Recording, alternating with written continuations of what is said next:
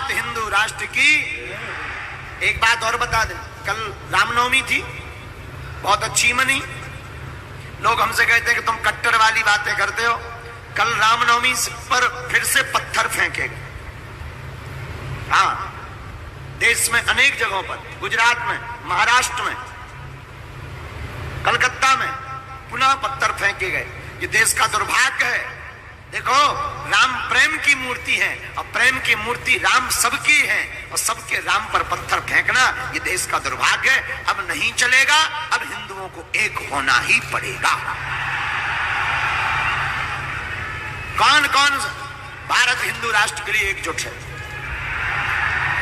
जो राम की यात्रा पर पत्थर फेंकेंगे उनकी ठटरी कौन कौन बाहर है? जो संतों का विरोध करेंगे उनकी ठटरी कौन कौन बारेगा? जो सनातन का विरोध करेंगे उनकी ठटरी कौन कौन बारेगा? पक्का पक्का क्या तो नर्मदा मैया सो पक्का। धर्म विरोधियों हो जाओ सावधान, अब नहीं चलेगा। भारत में रहना है तो सीताराम कहना है।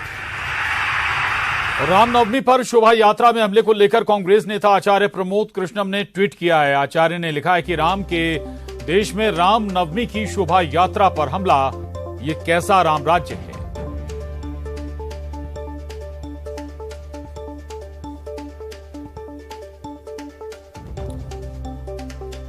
तो आचार्य प्रमोद कृष्णम ने भी ट्वीट किया इस पूरे मामले पर। आचार्य ने लिखा है कि राम के देश में रामनवमी की शोभा यात्रा पर हमला, ये कैसा राम राज्य। न्यूज 18 संवाददाता जबलपुर से पवन पटेल हमारे साथ जुड़ गए हैं। पवन, रामनवमी पर कई जगह पत्थरबाजी हुई थी, केवल एक जगह नहीं बल्कि कुछ शहरों में।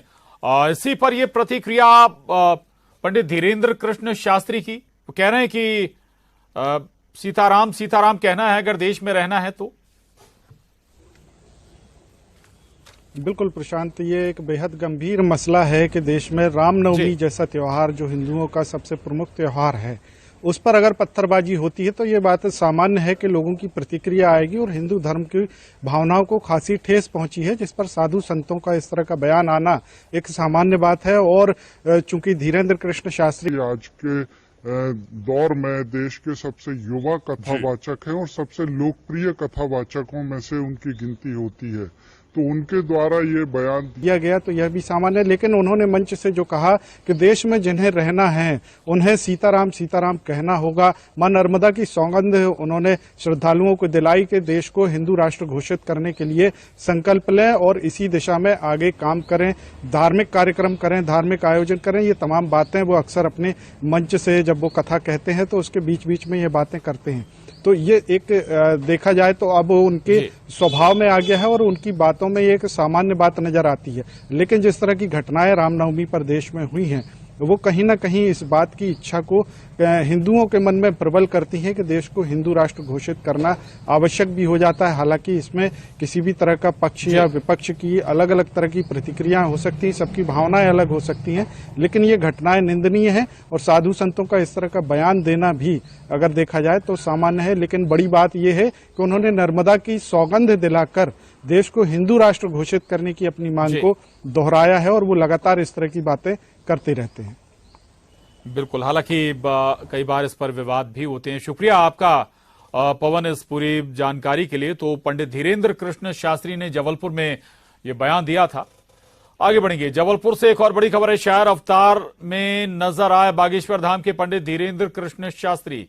श्रद्धालुओं को धीरेन्द्र शास्त्री ने शेर सुनाया, मुसाफिर हो तुम भी, मुसाफिर हैं हम भी, फिर किसी मोड़ पर मुलाकात होगी। तो शायर अंदाज पंडित धीरेन्द्र कृष्ण शास्त्री का नजर आया कथा वाचन के दौरान। आंखों में महफूज रखना, कहो बाबा। अरे आए सनी थोड़ा जोर से। सितारों को आंखों में महफूज रखना, क्योंकि बहुत देर तक रात ही रात होगी। सितारों को आंखों में महफूज रखना, क्योंकि बहुत देर तक रात ही रात होगी। मुसाफिर हो तुम भी, मुसाफिर हैं हम भी, बालाजी ने चाहा तो किसी मोड़ पर फिर मुलाकात हो।